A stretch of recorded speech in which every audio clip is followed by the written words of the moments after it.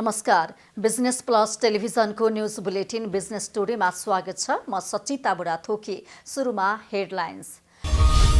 आइतबार सुन चाँदीको भाउ केही बढ्यो। सुन तोलामा 200 रुपियाँले बढेर 94,500 पुग्यो। चाँदी तोलामा 5 रुपियाँ बढेर 1180 रुपियाँ कायम।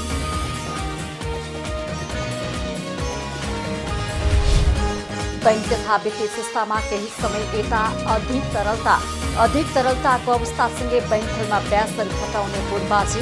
अधिकांश बैंकको बचत खातामा ब्याज दर 5% तल।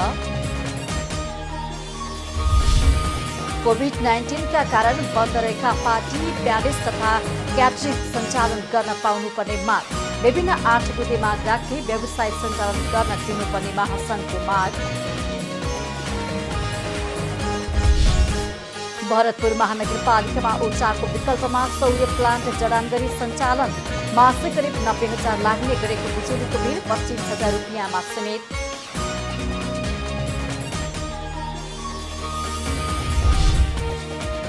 र नेपालको हवाई सुरक्षालाई सुदृढीकरण गर्न प्राविधिक सहयोग गर्ने युरोपियन युनियनको प्रस्ताव। नेपाल हवाई सेवा प्राधिकरणको स्थापना गर्ने सरकारको तयारी।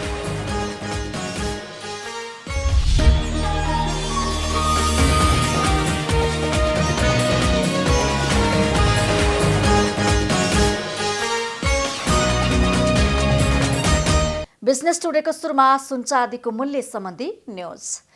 आइतबार नेपाली बजारमा सुन चाँदीको भाउ केही बढेको छ। सुन तोलामा 200 रुपियाँले बढेर 94,500 रुपियाँ पुगेको छ।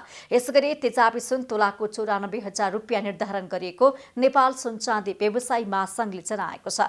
यस्तै चाँदी तोलामा 5 रुपियाँ बढेर 1180 रुपियाँ कायम भएको छ। शुक्रबार सुन तोलामा 200ले घटेर 94,300, तेजाबी सुन तोलाको 93,800 र चाँदी तोलाको 1175 रुपियाँ कारोबार भएको थियो। बैंक तथा वित्तीय संस्थामा केही समय यता अधिक तरलताको अवस्था छ। अधिक तरलताको अवस्थासँगै बैंकहरूमा ब्याज दर घटाउने होड पनि चल्न थालेको छ। अहिले अधिकांश वाणिज्य बैंकहरूले बचत खातामा ब्याज दर 5% भन्दा तल झरिसकेका छन्। मुद्दती निक्षेपको ब्याज पनि 8% भन्दा तल झरिसकेको छ। निक्षेपसँगै कर्जाको ब्याज दर पनि एकल अङ्कमा आइसकेको छ। यता केही विकास बैंकहरूको समेत कर्जाको ब्याज दर एकल अङ्कमा आइसकेको छ। यसरी बैंकिङ प्रणालीको अधिक तरलताले शेयर बजारलाई सिधा र सकारात्मक साथ दिएको छ। शेयर बजार र बैंक ब्याज दर बीच दैले पनि विपरीत सम्बन्ध देखिँदै आएको छ। ब्याज दर घट्दा बजार बढ्ने अनि ब्याज दर बढ्न थालेपछि बजार घट्ने विगतको प्रवृत्ति छ। नेपाली पैसाले गरेको एक अध्ययनले पनि यही देखाएको छ। अहिले पनि त्यही प्रक्रिया दोहोरिने स्पष्ट सङ्केतहरू देखिन थालेका छन्। किनभने बैंकिङ ब्याज दर निरन्तर घट्दो क्रममा छ भने त्यसको विपरीत शेयर बजारले क्रमशः नयाँ उचाइहरू तय गरिरहेको छ। नेपाल राष्ट्रिय प्याटी, प्यालेस तथा क्याटरिङ व्यवसायी महासङ्घले कोभिड-19 का कारण बन्द रहेका प्याटी, प्यालेस तथा क्याटरिङ सञ्चालन गर्न पाउनुपर्ने माग गरेका छन्। शनिबार काठमाडौँमा पत्रकार सम्मेलन गर्दै महासङ्घले बन्द रहेका प्याटी, प्यालेस खोल्न माग गरेका हुन्। नेपालमा कोरोनाको संक्रमण बढ्दै गएको बेला प्याटी, प्यालेस बन्द गर्न लगाएर जबरजस्ती बल प्रयोग गरेर सरकारले उपत्यकाका प्याटी, प्यालेस आइसोलेसन कक्ष बनाउन दबाव दिएको र अहिलेसम्म खोल्न निर्देशन नदिएको महासङ्घले आरोप लगाएको छ। तर यो व्यवसाय बन्द भइसकेपछि नेपाल सरकारकै तर्फबाट तपाईहरुका पार्टी प्यालेसहरूलाई क्वारेन्टिनको लागि प्रयोग गर्नु पर्यो भनेर उहाँहरू आउनुभयो। हामीले सबैलाई बन्द गर्ने भनेर सर्कुलर जारी गरिरहेका छौं। अहिले यसलाई चाहिँ हामी क्वारेन्टिनको रूपमा पनि प्रयोग नगरौँ भनेर हामीले आग्रह गर्यौं। यद्यपि कुनै जिल्लामा नेपाल सरकारले बल प्रयोग गरेर हाम्रा साथीहरूको, हाम्रा व्यवसायीहरूको अनुमति बिना पनि क्वारेन्टिनहरू राखिए, जसको भुक्तानी अहिलेसम्म गरिएको छैन। यसप्रति पनि हाम्रो आपत्ति रहेको छ। व्यवसायीले व्यापार मात्रै गर्दैन, यहाँभित्र यसले स्वरोजगारी र रोजगारीको सिर्जना गर्थ्यो। राज्यलाई यसले हामी दैनिकी ट्याक्समा छौँ, भ्याटमा छौँ 13%। त्यसले राज्यलाई अर्थतन्त्रमा बलियो बनाउँथ्यो। बन्द रहेका प्याटी, प्यालेस खुल्ला गरी नेपालको आर्थिक क्षेत्रमा सहयोग गर्न सरकारको ध्यान जानुपर्नेमा उहाँले जोड दिनु भएको छ। कतिपय प्याटी, प्यालेस व्यवसायीले ऋण लिएर सञ्चालन गरेको हुनाले सरकारले यसतर्फ ध्यान दिनुपर्नेमा व्यवसायीले सरकारको ध्यानाकर्षण गराएका छन्। हामीले देशभरि एक दिनमा लगभग 60,000 जनालाई चाहिँ रोजगार दिन्थ्यौँ। आज 60,000 जना रोजगारबाट चाहिँ विमुख हुन परेको छ। त्यो 60,000 जनाले चाहिँ हरेकले चाहिँ कमसेकम चाहिँ रेसियोमा उसले कमाएर लगेको पैसाले घरमा 4 जना पाल्थ्यो होला। 2,40,000 जना चाहिँ यो हाम्रो व्यवसाय बन्द भएको कारणले चाहिँ आज चाहिँ सडकमा आउनुपर्ने चाहिँ वातावरण भइसकेको छ। प्रत्यक्ष अप्रत्यक्ष गरी 60,000 जनतालाई रोजगारी दिइरहेका प्याटी प्यालेस तथा क्याटरिङले अहिले रोजगार गुमाएका परिवार मुख्य चपेटामा परेको छ। गत असोज 13 गते सिसिएमसीमा आफ्नो समस्याको बारेमा कुरा राख्दा पनि सुनवाई नभएको व्यवसायीको गुनासो छ। महासंघले विभिन्न 8 बुँदे माग राखी व्यवसाय सञ्चालन गर्न दिनुपर्ने माग अघि सारेको छ। बिजनेस टुडेमा पालो भएको छ विश्रामको।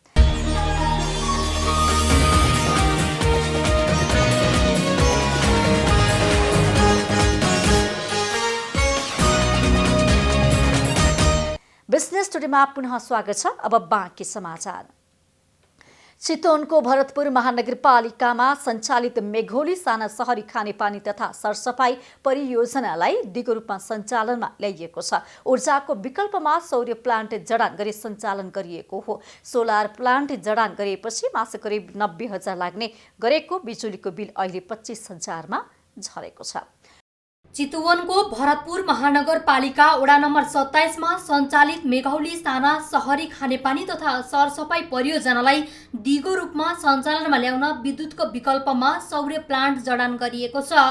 100 किलोवाटको सोलर प्लान्ट जडान गरिएपछि मासिक करिब 90,000 लाग्ने गरेको विद्युतको बिल अहिले 25,000मा झरेको छ।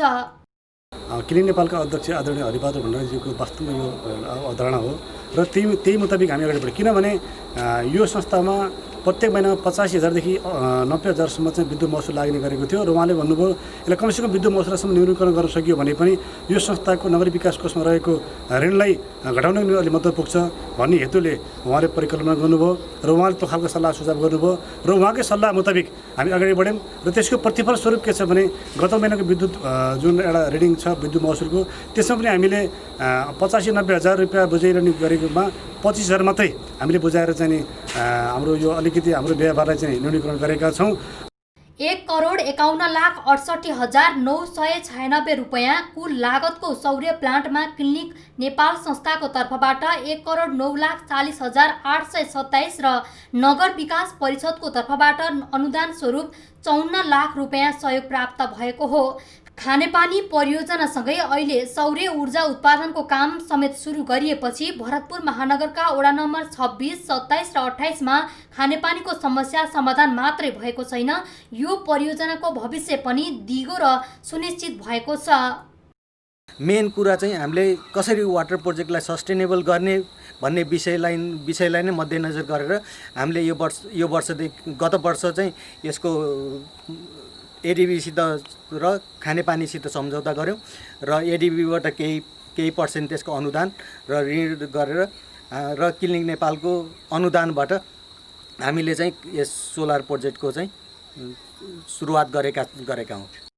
महानगरका 3 वडाका 1859 घरधुरीको खानेपानीको समस्या अहिले समाधान भएको छ। विगतमा बाध्यताले दूषित खानेपानीको प्रयोग गर्ने बाध्य स्थानीयले शुद्ध पानी पिउने सुविधा पाएका छन्। यो आउनुभन्दा पहिला हामीलाई पानीको साह्रै समस्या थियो। हामीलाई भन्दा पनि यो तल तेलबली साइडकोलाई अति नै समस्या थियो। हामीलाई पनि गाह्रै थियो। अहिले यो आइसकेपछि अति सजिलो भयो। यस क्षेत्रमा खानेपानी परियोजना सञ्चालनले उज्यालोसँगै शुद्ध पानीको लागि सुविधा प्राप्त भएको छ। दिगो विकासको अवधारणा अनुसार जडित प्लान्टले समग्र वडाको दिगो विकासको लागि समेत सघाएको छ। जब यो ऋण भयो 35%, त्यो ऋण चाहिँ तपाईँको चाहिँ कम गर्नको लागि बिजुली चलेको जुन भोल्युम पर्थ्यो बिजुलीको चार्जले गर्दाखेरि चाहिँ ऋण चाहिँ घटाउन मुस्किल भइरहेको अवस्था फेरि सोलरबाट त्यो बिजुली चाहिँ घटाउनको भारलाई कम गर्न सकियो भने ऋण घट्छ भन्ने मान्यताको साथ फेरि क्लिनिक नेपालले 1,51,00,000 एकपटक अहिले अघिल्लोबाट 50 लाख गरेर सौर्यमा सहयोग गर्यो, जसले गर्दाखेरि त्यो बिजुली बापत त्यो ऋणलाई यसले चाहिँ ठुलो सहयोग गरिरहेको छ। यो संस्थागत भएको छ, यो उहाँलाई धन्यवाद दिन चाहन्छु मैले। हामी धेरै खुसी छौँ। वैकल्पिक ऊर्जाको रूपमा सौर्य ऊर्जालाई लिएको छ। वैकल्पिक ऊर्जा सौर्य ऊर्जाको माध्यमबाट ओडामा सञ्चालित सहरी खानेपानी आयोजनालाई समेत सघाएको छ। विद्युतीय खर्चभन्दा पनि कम खर्च आउन थालेपछि यसलाई नमुनाको रूपमा हेरिएको छ। क्यामेरामा हेमराज रिमालको साथमा मुकुन्द भुसाल, चितवन। कोभिड-19 का कारण 6 महिना बन्द रहेको सार्वजनिक यातायात खुला भएपछि यात्रु नहुँदा यातायात व्यवसायी समस्यामा परेका छन्। कोरोना भाइरसका कारण चैत्र 10 गतेदेखि बन्द रहेको लामो दूरीका सार्वजनिक यातायात सरकारले असोज 1 गतेदेखि खुला गर्ने निर्णय गरे पनि यात्रु नहुँदा व्यवसायी समस्यामा परेका छन्। पहिले पूर्वाञ्चल क्षेत्रमा प्रत्येक दिन 450 वटा सार्वजनिक सवारी साधन ओहोर दोहोर हुँदै आए पनि अहिले यात्रु नहुँदा दैनिक 150 वटा सवारी साधन एक सिटमा एक यात्रु राखेर ओहोर दोहोर गर्न बाध्य छन्। 54 वटा बस कम्पनी मिलेर बनेको पूर्वाञ्चल यातायात व्यवसायी समन्वयन प्रणालीले यात्रु नभएकाले आलो पालो बस सञ्चालन गर्दै आएको छ। सार्वजनिक यातायात खुलेसँगै बैंक तथा वित्तीय संस्थाले किस्ताको लागि ताकेताक गर्न थालेपछि व्यवसायी थप मर्कामा परेका छन्। मुलुकको राष्ट्रिय बस पार्कका रूपमा रहेको गोम्बबु स्थित नयाँ बस पार्कबाट थोरै मात्रामा सवारी साधन बाहिरिने गरेका छन्। कोभिड-19 को संक्रमण हुनुभन्दा पहिले प्रत्येक दिन 600 देखि 700 को हाराहारीमा सार्वजनिक यातायात उपत्यका बाहिरिनेले गरे पनि अहिले प्रत्येक दिन 200 देखि 250 सार्वजनिक यातायात बाहिरिने गरेका छन्। रसुवाको केरुङ नाकामा करिब 1 वर्षदेखि लत्ता कपडा लगायतका सामान रोकिँदा महाबौद्धका थोक व्यापारीहरू मारमा परेका छन्। कोरोना संक्रमणको जोखिमका कारण केरुङ नाकाबाट सहज ढुवा नहुँदा 1 वर्षदेखि लत्ता कपडा लगायतका सामान रोकिएका छन्। दशैं नजिकिँदै गर्दा पनि पसलमा नयाँ सामान थप्न नपाउँदा व्यापारीहरू चिन्तित बनेका छन्। संक्रमण न्यूनीकरणका लागि जारी भएको लकडाउनका कारण उपत्यकाका खुद्रा व्यापारी समेत विस्थापित भएपछि थोक विक्रेताहरूको व्यवसाय धरायसी बन्ने अवस्थामा पुगेको छ। गत वर्षको मङ्सिरमा काठमाडौँ आइपुग्नु पर्ने सामान अहिलेसम्म केरुङ नाकामै रोकिँदा व्यवसायीहरूमा थप चिन्ता छाएको छ। अहिले त यो खुद्रा व्यापारीहरू आएको छैन, बाहिरको व्यापारीहरू पनि आउन बसहरू रेगुलर नचलेको हुनाले त्यो समस्या भइरहेको छ। सबभन्दा मेन समस्या भनेको केरुङ नाका हो। केरुङ नाकाले गर्दाखेरि हाम्रो सामानहरू करिब गत वर्षको मङ्सिरदेखि अहिलेसम्म आएको स्थिति छैन र सिपबाट आएको सामानहरूले यो काठमाडौँलाई रेगुलर हुने कुरो भएन। यसमा पनि विभिन्न प्रब्लमले गर्दाखेरि यहाँको सबै सामानहरूलाई बहुत समस्या भइरहेको छ। दसैँको मुखमा कहिले रेट बढाउने, कहिले के हो टाइममा रेट बढाउने भन्छ। एउटा फिक्स टाइम हुँदैन, वर्षमा यति बढाउने भनेर दसैँको मुखमा आएर रेट बढाउँछ। एक त सामान टाइममा ल्याउँदैन। देशको अब यो सरकारले जान्नुपर्ने कुरो हो नि त, यो टाइममा सामान झारिदिनु पर्ने हो। यो यति व्यापारीको लगानी सबै पानीमा पारिरहेछ। सरकार आफू कमाउने हो कि जनतालाई पनि कमाउन दिने हो कि अर्काको सामान मारामार लगानी यत्रो ब्याज गरेर त्यो ब्याजको पैसा पनि उठिरहेको छैन। खुद्रा व्यापारी हजुरको काठमाडौँभित्र कम छ। पहिलाको दाँजोमा त एकदम लगभग 20% मात्र व्यापार छ। बाहिर चाहिँ अलिअलि छ। बाहिर लगभग अब चाइनाबाट सामानै आएको छैन फेरि, त्यो भएर लगभग 40% जस्तो बाहिरबाट चाहिँ आउनुभएको छ। अब पुसमा हालेको सामान पनि केरुङमै रोकिरहेछ। अलिअलि आएको छ, अरू चाहिँ सबै प्राय केरुङमै छ। सामान नै अलिअलि आएको छ र अनि ग्राहक पनि आउने कम छ। चाइनाबाटै सामान लगभग 1 वर्षदेखि रोकिरहेछ। व्यवसायीहरूका अनुसार गत पुसमा परेको हिउँ र त्यसपछि कोरोना महामारीलाई देखाएर तिब्बतको भन्साली सामान क्लियर नगर्दा यस्तो अवस्था आएको हो। बीचबाटोमै रोकिएका 1000 भन्दा बढी कन्टेनरमा लत्ता कपडा, कम्प्युटर, फर्निचर, कच्चा पदार्थ, खाद्यान्न, इलेक्ट्रोनिक्स सामान, रेडिमेड गार्मेन्ट, जुत्ता, चप्पल लगायतका अर्बौं रुपियाँका सामान रहेका छन्। व्यवसायीहरूले करको दर र अन्त शुल्क घटाउने सरकारको निर्णयको स्वागत गरेका छन्। मन्त्री परिषदको बिहिबारको बैठकले करको दर र अन्त शुल्क घटाउने गरेको निर्णयको व्यवसायीहरूले स्वागत गरेका हुन्। यो निर्णय बिहिबार नै राजपत्रमा प्रकाशित भई कार्यान्वयनमा आइसकेको छ। खास गरी विद्युतीय सवारी साधनमा सरकारले चालु आर्थिक वर्षको बजेट मार्फत अन्त शुल्क बढाउने निर्णय गरेको थियो, तर फेरि अन्त शुल्क घटाउने निर्णय गरेपछि अटोमोबाइल्स व्यवसायीहरूले पनि स्वागत योग्य भनेका छन्। NADA automobile association of Nepal नाडाले नेपाल सरकारसँग विद्युतीय सवारी साधनमा कर घटाउनु पर्छ भन्ने कुरा हामीले धेरै अगाडिदेखि राख्दै आएका थियौँ। धेरै कुराहरू हामीले माग राखेका थियौँ। त्यसमा केही सरकारले सुनेको अवस्था छ र समग्र जनताको आवाजलाई मध्यनजर राख्दै समग्र जनतालाई सम्मान गर्दै सरकारले मन्त्री परिषदद्वारा जुन विद्युतीय सवारी साधनको अन्तशुल्क घटाउने निर्णय गरेको छ यो अत्यन्त राम्रो र उत्साहजनक र हामी सम्पूर्ण व्यवसायीको हितमा छ, सम्पूर्ण उपभोक्ताको हितमा छ। नाडाले यसलाई खुल्ला हृदयले स्वागत गर्दछ। सरकारले गरेको यस्ता राम्रो कामको हामी स्वागत गर्दछौँ। यसगरी नेपाल चेम्बर अफ कमर्सका अध्यक्ष राजेश काजी श्रेष्ठले आयातित वस्तुमा लिने अन्तशुल्क र करका दर घटाउँदा सरकारको राजस्व झनै बढ्ने बताउनु भएको छ। अन्तशुल्क घटाउँदा सबै सामान वैधानिक माध्यमबाट आउने र आयातको आकार बढ्ने हुँदा राजस्व पनि बढ्ने उहाँको भनाइ छ। तपाईको भन्सार गर्दैमा अहिलेको बेलामा राजस्व झन् घट्ने होइन, झन् राजस्व बढी आउँछ। ट्याक्स घट्यो भने सबै जिनियन तरिकाबाट आउँछ, सबैले एफोर्ड गर्छ। मैले भने नि जसले 2 कन्टेनर गरेकोले पनि 8 कन्टेनर गर्छ, राजस्व त्यसै आइहाल्यो नि। अब ट्याक्समा पनि अब घटाइदियो भने सबैले क्यालकुलेसन गर्छ नि। तपाईँले पनि आज केही सामान उद्योग गर्दाखेरि तपाईँको र मेटेरियल आउँदाखेरि त्यसको घट्यो, ट्याक्स घट्यो भने तपाईँले अब त उत्पादन गरौँ न, मेरो पहिला मैले 20 मा बेचेको थिएँ अब म 15 मा बेच्न सक्छु भनेपछि त उसले पनि त हिम्मत गर्छ नि। बरु त्यो उत्पादन बढ्यो, उत्पादन बढेपछि रोजगारी पायो, राजस्व त्यसै बढ्यो। व्यवसायहरूले आयातित वस्तुको अन्तशुल्क घटाउनु सकारात्मक भए पनि भन्सार प्रक्रियामा सुधारको आवश्यकता रहेको बताएका छन्। बिजनेस टुडेमा पालो भएको छ ब्रेकको।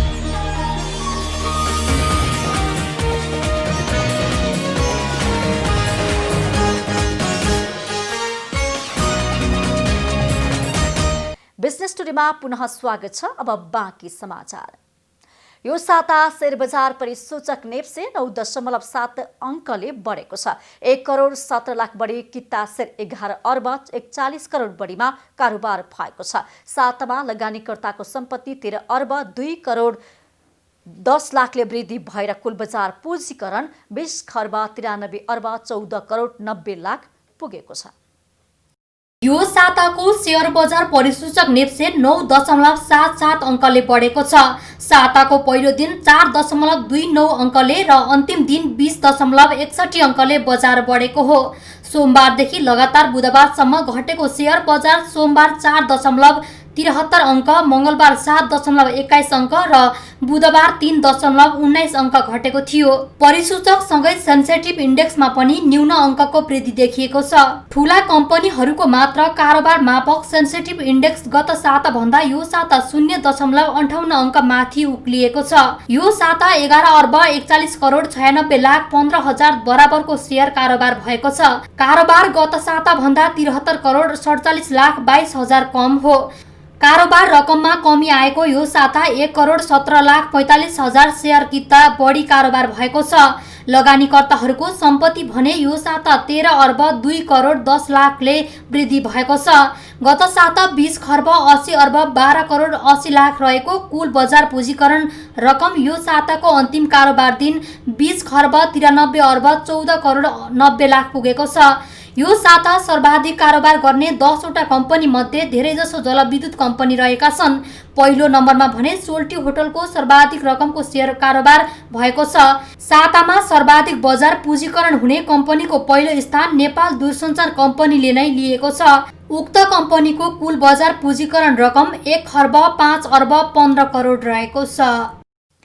युरोपियन युनियन EUले नेपालको हवाई सुरक्षालाई सुदृढीकरण गर्न प्राविधिक सहयोग गर्ने प्रस्ताव गरेको छ। नेपाल नागरिक उड्डयन प्राधिकरणले हाल हवाई सुरक्षाका क्षेत्रमा लिएका कदमहरूलाई अझ प्रभावकारी र नतिजामुखी बनाउन प्राविधिक परियोजनाको विकास गर्न चाहेको समेत उल्लेख गरेको छ। शुक्रबार साँझ सम्पन्न नेपाल र युरोपियन युनियनको 12औं संयुक्त आयोगको बैठकमा सो जानकारी गराइएको हो। सो बैठकमा नेपाली पक्षले हवाई सुरक्षा सुधार गर्नको लागि लिएको ठोस कदमहरूबारे EUलाई जानकारी पनि गराइएको थियो। सरकारले हवाई उडान सेवालाई सुरक्षित बनाउने उद्देश्यले नेपाल हवाई सेवा प्राधिकरणको स्थापना गर्न थालेको छ र यो सम्बन्धी विधेयकमा संसदमा दर्ता पनि गराइसकेको छ। अहिले राष्ट्रिय सभामा विचाराधीन सो विधेयक संसदको हिउँदे अधिवेशनबाट पारित गर्ने सरकारको तयारी छ। बैठकमा EUले यसलाई सकारात्मक कदम भन्दै यसलाई कार्यान्वयन गर्नको लागि थप प्रगतिको आवश्यकता औँलाएको थियो। नेपालको हवाई सुरक्षाको अवस्थामा कुनै पनि परिवर्तन नआएको भन्दै युरोपियन कमिसनले EUका 28 वटा मुलुकमा विगत 1 दशकदेखि नेपालका एयरलाइन्सलाई प्रतिबन्ध लगाइरहेका छन्। यद्यपि युरोपियन युनियन र युरोपियन कमिसन दुई फरक निकाय हुन्। कोरोना महामारीका कारण धेरैले रोजगारी गुमाएको बेला बागलुङका 2 युवाले कृषि क्षेत्रमा समृद्धिको सम्भावना खोज्न थालेका छन्। बागलुङको गलकोट नगरपालिका 9 छिसका मित्र खरेल र एम भुजेलले गाउँमै स्वरोजगार बन्ने उद्देश्यका साथ गलकोट कृषि तथा पशुपालन बिक्री केन्द्र फार्म स्थापना गरेका हुन्। लामो समय शिक्षण पेशामा आबद्ध रहेका खरेल र कृषि क्षेत्रमै काम गर्दै आएका भुजेलले कृषिलाई व्यावसायिक बनाएका छन्। उनीहरूले 100 बढी मौरीको घरमा मौरी पालनका साथै 500 कागतीमा बिरुवा रोपेका छन्। थोरै लगानी र कम मेहनतमा राम्रो आमदानी हुने भएकोले आफूहरूले मौरी पालन र कागती व्यवसाय रोजेको सञ्चालकको भनाइ छ। यो सेरना जातको मौरी छ यहाँ अहिले हाम्रो 53 घर छ यहाँ, अनि पर अर्को दाइकोमा फेरि लगभग 40 घर छ। हामी दुईजनाले यसलाई अलिकति व्यवस्थित गर्न किन खोजेका छौँ भने मौरीलाई धेरै दुःख गर्नु नि पर्दैन, आम्दानीको स्रोत नै हुन्छ। एउटा घरबाट करिब 10 देखि 15 किलो महसम्म आउँछ। त्यो भएर यो कतिको उपलब्धिमूलक हुन्छ त अरूलाई नि ज्ञान होस् र पाल्न सजिलो, काम गर्न सजिलो, खान मिठो, अनि यो विभिन्न रोगहरूसँग लड्न सक्ने क्षमता लोकल मौरी भएको हुनाले यसलाई अरू युवाहरूले सिकुन् भनेर हामीले अहिले भर्खर सुरु गरेका छौँ। कागती र मौरी पालनका साथै बेमौसम तरकारी खेती पनि अगाडि बढाइएको छ।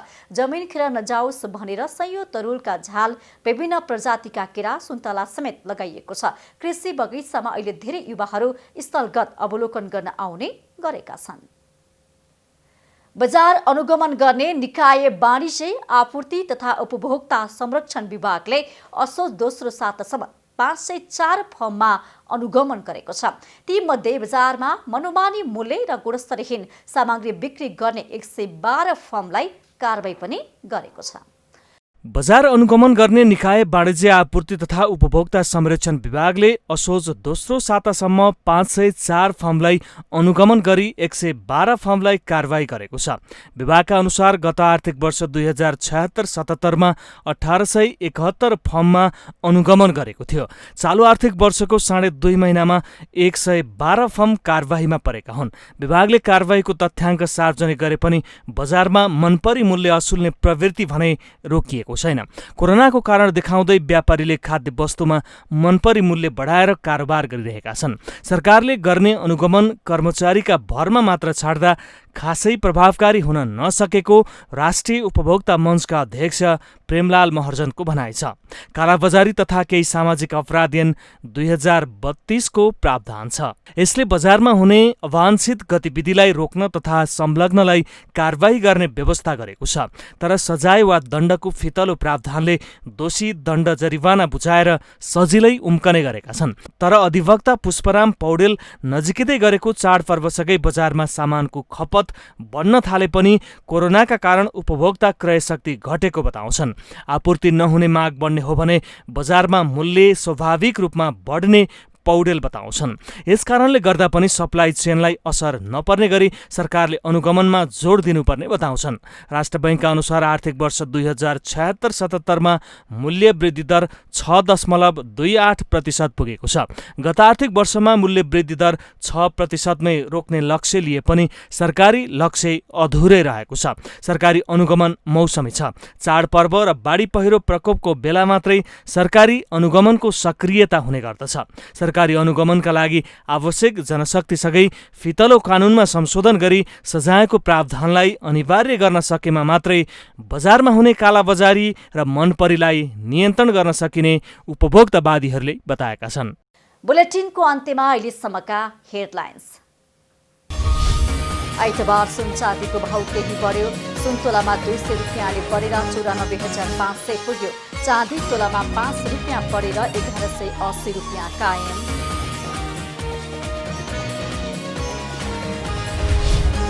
बैंक तथा वित्तीय संस्थामा केही समय यता अधिक तरलताको अवस्थासँगै बैंकहरूमा ब्याज दर घटाउने बोर्डबाजी। अधिकांश बैंकको बचत खातामा ब्याज दर 5% तल। कोभिड-19 का कारण बन्द रहेका पार्टी, प्यालेस तथा क्याटरिङ सञ्चालन गर्न पाउनुपर्ने माग।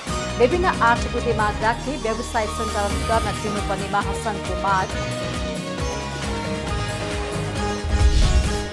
भरतपुर महानगरपालिकामा ऊर्जाको विकल्पमा सौर्य प्लान्ट जडान गरी सञ्चालन। मासिक करिब 90,000 लाग्ने गरेको बिजुलीको बिल 25,000 रुपियाँमा सीमित।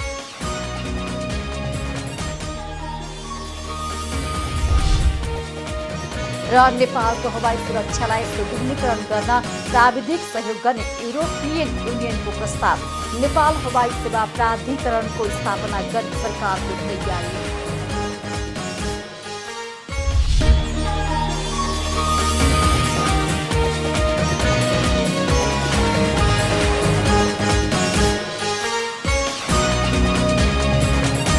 बिजनेस टुडे अहिलेलाई यति नै। हेर्दै रहनुहोला business plus television. Business plus business first. नमस्ते।